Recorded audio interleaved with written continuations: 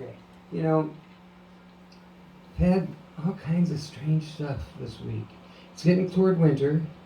It's getting colder.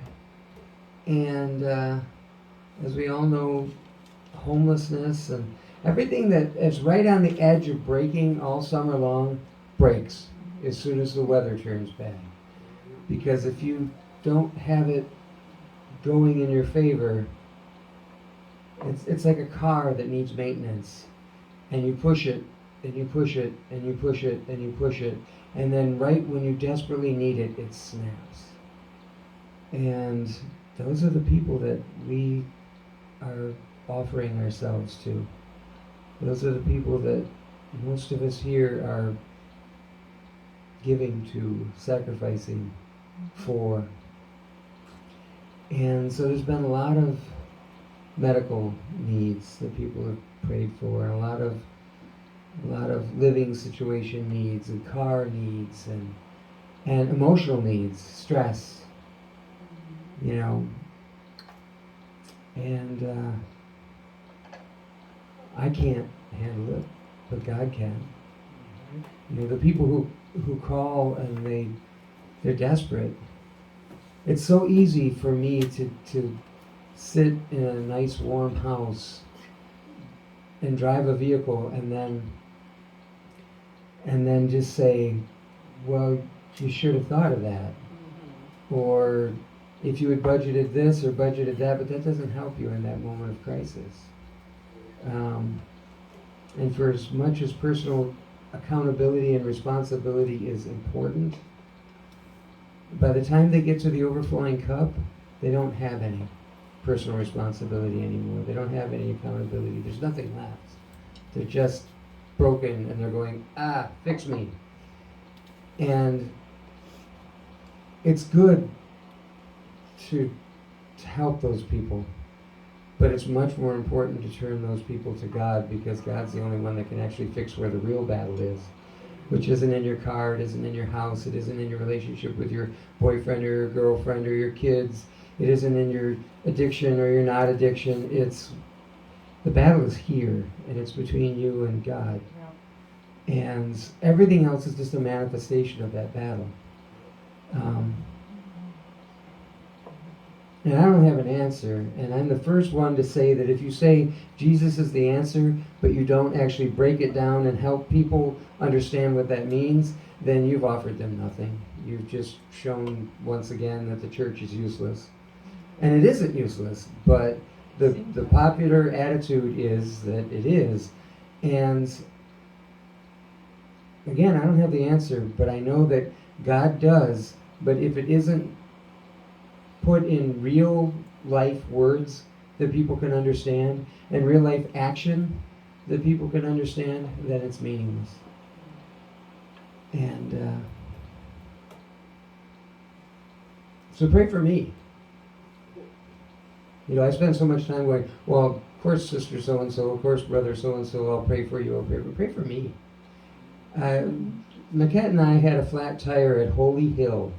Does everyone know where that is? Yes. Yeah. Holy Hill, here in Wisconsin. Yeah. And we went in. I have a testimony about that, I'll share it with you. Okay. So how did you get out of it?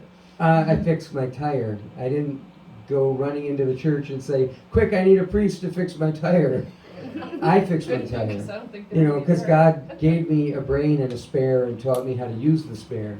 But I was fixing my tire, and these two priests came out to the parking lot and said, can we help you? And I'm looking at the guy and I'm thinking, you have like a $500 robe on right now. There's no way you're crawling under this truck. And he's like, no, I'll go inside, I'll put on other clothes. I'm like, no, I'm good. I know how to fix a tire. But it was so sweet that he offered.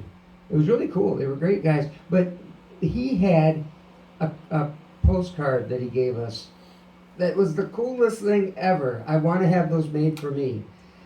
It was a picture of him in his full robes on one side, a nice glossy, good picture. And on the other side, it had his name. It had when he was ordained.